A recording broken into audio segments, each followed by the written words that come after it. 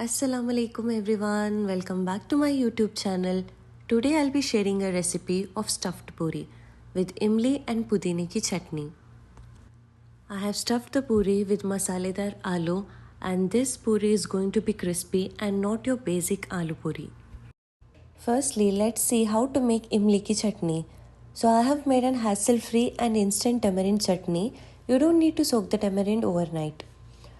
Okay, so first take a very little amount of tamarind and add a boiling water to it and let it soak for 10 minutes.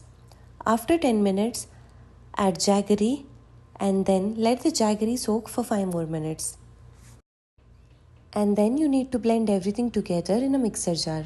And your instant imli ki chutney is ready to be served. If you place it in a refrigerator for 5 minutes, the chutney will become more thicker.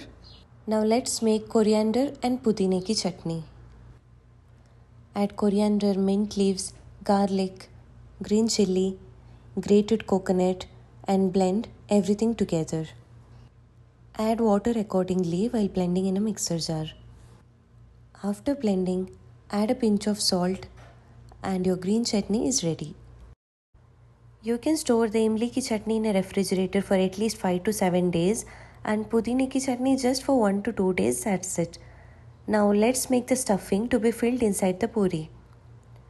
You only need onions and potatoes and few masalas to make the stuffing.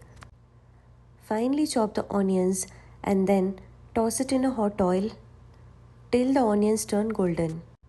Toss it for at least 1 to 3 minutes and not more than that.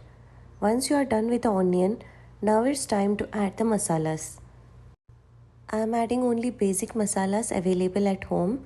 1 to 2 tablespoons of red chili powder and 1 to 2 tablespoons of coriander and cumin powder,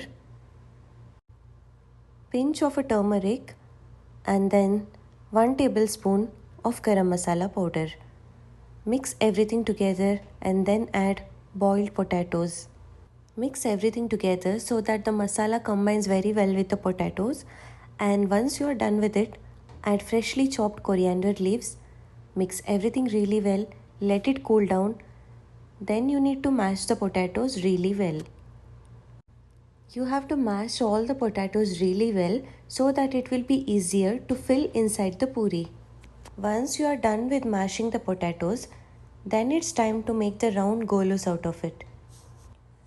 Make a very small round golus out of it, don't make a large or else you won't be able to fill it properly. And then keep it aside. And then let's make the dough. I have used all-purpose flour, but if you want to, you can use whole wheat flour as well. To a 3 cup of all-purpose flour, I have used only 1 tablespoon of rava. And then add 1 tablespoon of ghee, pinch of a salt and add water accordingly. Mix everything together, knead well and form a smooth dough. Once you are done making a dough, then set it aside for at least 10 minutes. Then start making a small puri out of it.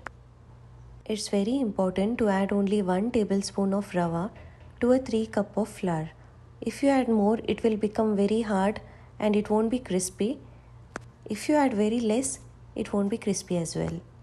So add 1 tablespoon for 3 cup of flour. Okay, so now make a small puri and add the potato balls which we have made earlier.